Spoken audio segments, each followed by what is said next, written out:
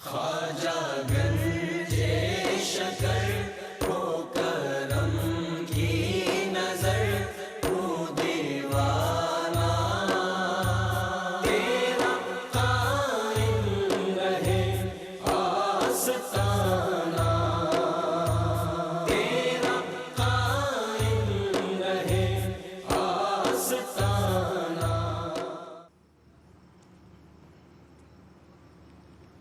بسم اللہ الرحمن الرحیم، الحمدللہ رب العالمین، والصلاة والسلام علی سید الانبیاء والمرسلین وعلی آلہ وصحبہ اجمعین۔ اللہ محمد چار یار، حاجی خواجہ قطب فرید، حق فرید یا فرید، حق فرید یا فرید۔ ناظرین مکرم السلام علیکم۔ پروگرام شان بابا فرید کے ساتھ محرم الحرام کی ان پاکیزہ گھڑیوں میں پاک پتن شریف سے آپ کا میزبان صفدر علی محسن ARYQ TV پر آپ کی خدمت میں حاضر ہے۔ ناظرین، اللہ والوں کے تذکرے ہوں یا صحبتیں حقیقتاً ایک بندہ مومن کے لیے زاد راہ ہوتے ہیں۔ یہی وجہ ہے کہ تاریخ اسلام کے اولین دور سے یعنی صحابہ اکرام رضی اللہ عنہم کے دور سے آج کے دن تک اللہ والوں کا ذکر کرنا، ان کے حالات و واقعات، احوال و کیفیات، ریاضات و مجاہدات، مشاہدات و کمالات اور اقوال و فرمودات کا بیان کرنا ہر صاحب ایمان اور صاحب محبت کا محبوب عمل رہا ہے۔ ائمہ محدثین، علماء کاملین اور اولیاء و عارفین سب اپنے ذوق کے مطابق ان تذکروں کو لکھتے رہے، پڑھتے رہے، سنتے رہے اور سناتے رہے۔ حضرت خواجہ حسن بصری رضی اللہ تعالی عنہ فرماتے ہیں کہ سالے لوگوں کی مثال ستاروں جیسی ہے، جب چمکتے ہیں تو لوگ ان سے راہ پاتے ہیں اور جب وہ چھپ جاتے ہیں تو لوگ حیران اور پریشان رہ جاتے ہیں۔ سید الطائفہ حضرت جنید بغدادی رضی اللہ عنہ ارشاد فرماتے ہیں کہ مشائخ کی حکایت بیان کرنے سے مریدوں کے دل قوی ہو جاتے ہیں۔ حضرت مولانا جلال الدین رومی رحمۃ اللہ علیہ فرماتے ہیں کہ اولیاء کاملین کی نظر پانی کی نسبت زیادہ گندگی اور پلیدی دور کر سکتی ہے، کیونکہ پانی ظاہری پلیدی دور کرتا ہے جبکہ مرشد کامل کی نظر گناہوں کی سیاہی کو دھو دیتی ہے۔ مکرم ناظرین، اللہ والوں کی صحبت میں بیٹھنے والوں کو ڈھیر سارے اوصاف اور کمال سے نواز دیا جاتا ہے۔ مثلاً شک یقین میں بدل جاتا ہے، ریاکاری سے نجات مل جاتی ہے، اخلاص اور تقوی کی دولت مل جاتی ہے، غفلت سے نکل کر بیداری مل جاتی ہے، دنیا کی محبت سے نکل کر اللہ کی راہ مل جاتی ہے، تکبر سے جان چھوٹ جاتی ہے، غرور سے نجات مل جاتی ہے، عاجزی مل جاتی ہے، تواضع مل جاتی ہے، بدنیتی نیک نیتی میں تبدیل ہو جاتی ہے، علم الیقین عین الیقین میں بدلتا ہے اور پھر عین الیقین حق الیقین میں بدل جاتا ہے، اور آخر کار سارے کا سارا شر سارے کی ساری نیکی میں تبدیل ہو جاتا ہے۔ ہماری خوش بختی ہے کہ شان بابا فرید کے ذریعے ہم اپنی عقیدتوں کا خراج حضرت بابا فرید رحمۃ اللہ علیہ کی خدمت میں پیش کرنے کی سعادت سے نوازے جا رہے ہیں۔ آئیے بڑھتے ہیں اپنے معزز مہمانوں کے خیر مقدم کی جانب۔ آج کی نشست میں، آج کے پروگرام میں جو تیسرا پروگرام ہے ترتیب کے اعتبار سے، ہمیں ایک دفعہ پھر شرف یاب کیا ہے زیب سجادہ آستانہ عالیہ گڑھی شریف ضلع رحیم یار خان حضرت خواجہ غلام قطب الدین فریدی صاحب۔ السلام علیکم خواجہ صاحب، خوش آمدید۔ مہربانی۔ آپ کے ساتھ تشریف فرمائیں دوسری شخصیت، آپ کا تعلق بھی خانقاہی نظام سے ہے، زیب سجادہ دربار شکوری کمالیہ، ہمارے انتہائی محترم اور محرم شریف میں ہر سال بڑی ذمہ داری سے تشریف لاتے ہیں حضرت پیر قمر الشکور احمد صاحب۔ السلام علیکم۔ وعلیکم السلام پیر صاحب، خوش ورحمۃ اللہ آمدید۔ وبرکاتہ۔ میرے تیسرے مہمان مدینۃ الاولیاء ملتان شریف سے آپ کا تعلق ہے۔ عہد حاضر میں جب میں اچھی اردو اور نستعلیق اردو کی مثال دیتا ہوں تو علماء میں ان کا لہجہ بڑا پسندیدہ اور مرغوب ہے۔ میری مراد ہے علامہ محمد فاروق خان سعیدی صاحب۔ السلام علیکم۔ علامہ صاحب، خوش آمدید۔ میرے چوتھے مہمان ARYQ TV سے عزت پانے والے ثنا خان اور قاری قرآن کے بیٹے، ہمارے مرحوم دوست زینت القرہ حضرت قاری عبدالغفار نقشبندی صاحب کے صاحبزادے جناب قاری محمد سعید نقشبندی صاحب۔ السلام علیکم۔ سعید بھائی، خوش آمدید۔ آپ کی نعت سے ہی ہمیں آگے بڑھنا ہے، بسم اللہ فرمائیے۔ صلی علی نبینا صلی علی محمد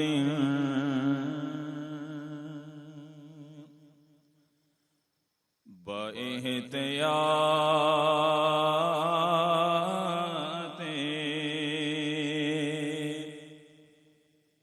محبت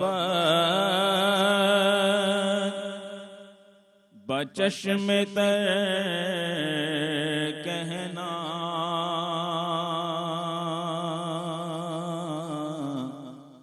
باحتیاط محبت بچشم تر کہنا صبا حضور سے میرا پیام گئے کہنا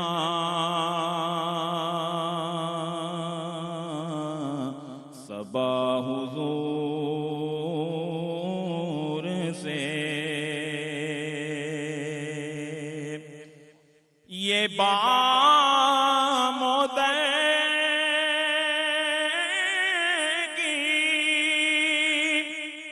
اداسی یہ جیر کا موسم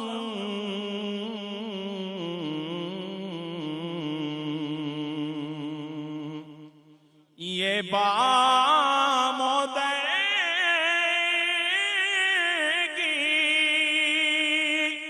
اداسی یہ جیر کا موسم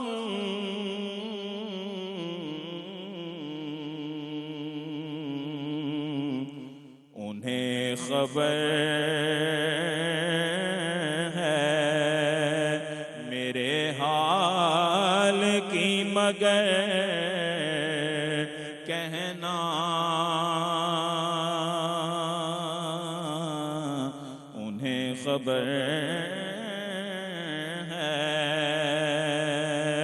میرے حال کی مگر کہنا صبا حضور سے نبار گوشے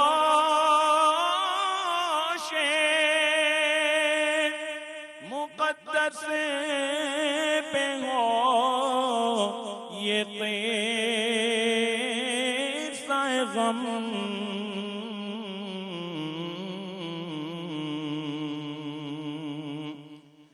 نبار گوشے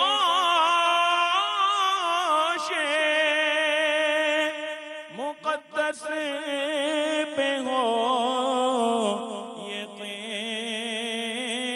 قصہ غم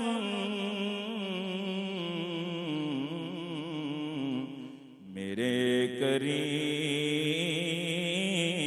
سے ہر بات مختصر کہنا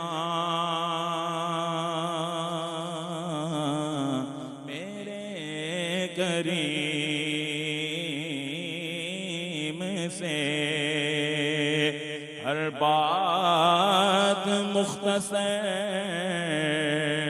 کہنا صبا حضور سے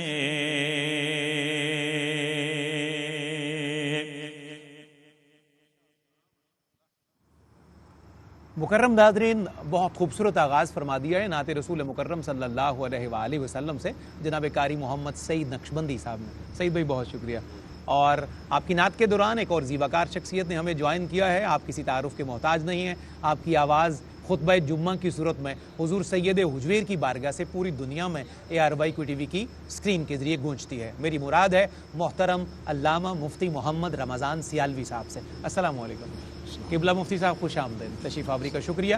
مکرم ناظرین، آئیے آج کے تیسرے پروگرام میں گفتگو کا آغاز کرتے ہیں۔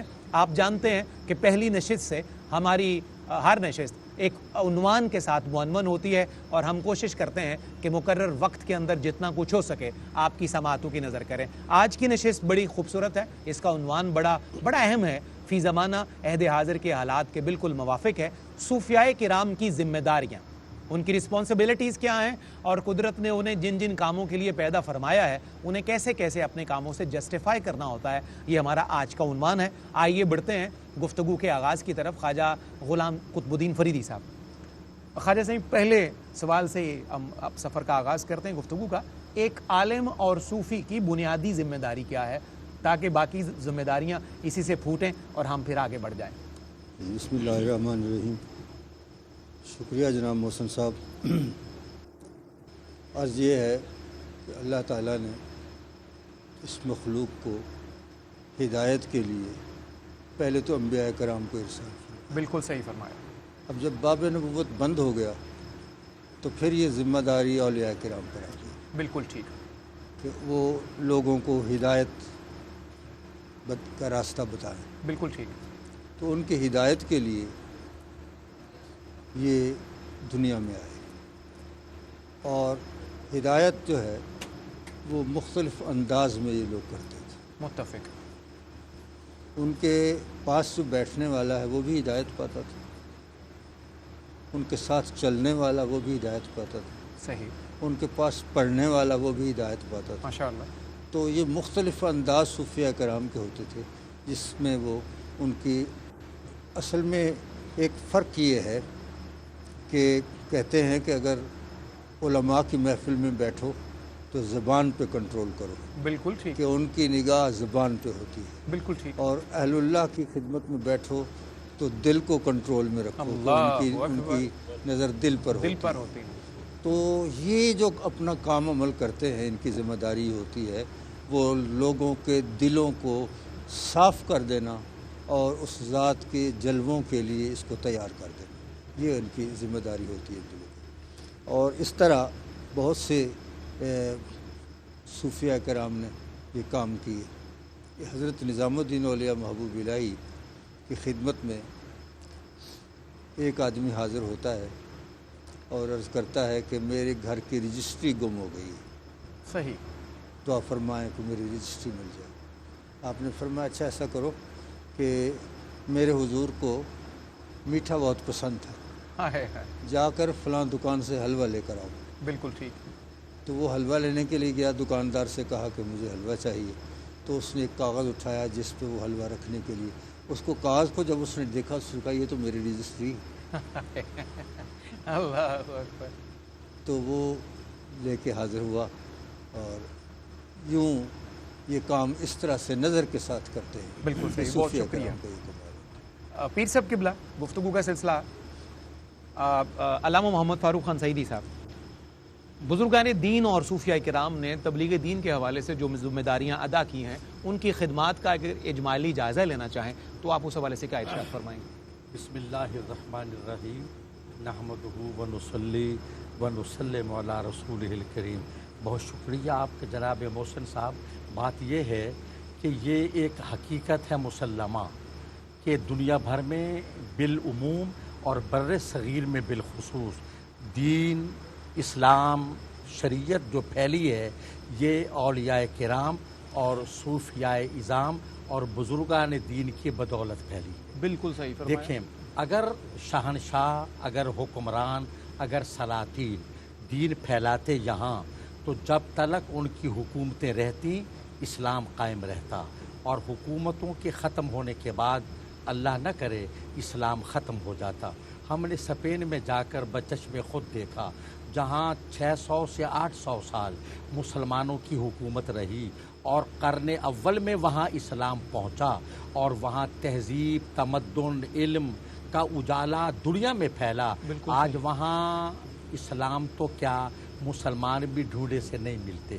ایسی بچیاں وہاں ملی مختلف دفاتر میں کہ ان کی صورتیں، ان کے نام تو عربوں جیسے ہیں، مسلمانوں جیسے ہیں، لیکن وہ نسل مسیحیوں کی ہے۔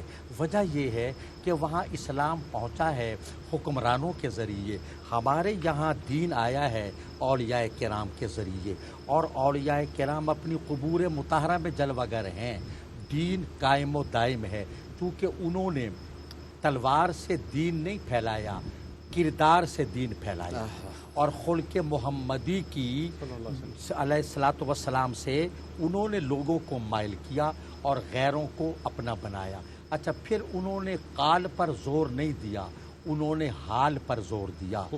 خوب اچھا دیکھیں کہ یہ ہمارے علماء کرام، علماء حق مراد ہے، علماء ظواہر اس سے مراد نہیں ہے، کیونکہ دیکھیں حضرت حکیم الامت مفتی احمد یار خان نعیمی گجراتی رحمۃ اللہ علیہ نے لکھا ہے کہ علماء ہوں یا اولیاء ہوں، ہمارے جو اولیاء کرام ہیں وہ علماء کے شاگرد ہوتے ہیں، اور ہمارے جو علماء ہیں وہ اولیاء کے مرید ہوتے ہیں۔ بالکل صحیح۔ کوئی جاہل ولی نہیں بن سکتا، اور کوئی بے استاذ جو ہے وہ کوئی بے مرشد عالم نہیں کہلا سکتا صحیح معنوں میں۔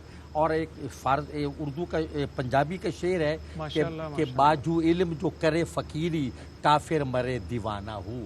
تو ان بزرگان دین نے اپنے کردار سے، اپنے عمل سے، اپنے فکر سے، اپنے سراپا کو شریعت کاملہ کا نمونہ بنا کے انہوں نے دین پھیلایا ہے، اور یہی وجہ ہے کہ ان کے محفل میں جو آیا ہے نا وہ انہی کا ہو کے رہ گیا۔ اور یہ بات کہ جب حضرت غوث العالمین حضور بہاؤالدین زکریا رحمۃ اللہ علیہ ملتان تشریف لائے، پر ہلات پوری کا مندر سینکڑوں سال سے قائم تھا اس وقت، تو لوگوں نے جس نے بھی آپ کا دیدار کیا وہ کلمہ پڑھ لیتا۔ تو وہ مندر کے جو بڑا تھا پنڈت، اس نے لوگوں سے کہا کہ بابا سے کہو یہاں سے چلا جائے، تو حضرت بہاؤالدین زکریا نے کیا خوب جواب دیا، فرمایا بھائی ہم اپنی مرضی سے نہیں آئے، ہمیں تو مدینے والے نے بھیجا ہے، ہم جانے کے لیے نہیں آئے، رہنے کے لیے آئے ہیں۔ تو بہت خوبصورت ناظرین کرام، بڑا خوبصورت آغاز ہوا ہے پروگرام کا خواجہ غلام قطب الدین صاحب کی گفتگو سے، اور پھر علامہ محمد فاروق خان سعیدی صاحب نے سلسلہ آگے بڑھایا۔ وقفہ ہے یہاں ایک مختصر سا، واپس آئیں گے تو انشاءاللہ پیر قمر الشکور صاحب سے عرض کریں گے مزید کچھ جاننے کے لیے۔ آج صوفیاء کرام کی ذمہ داری ہمارے پروگرام کا عنوان ہے، ایک مختصر سا وقفہ۔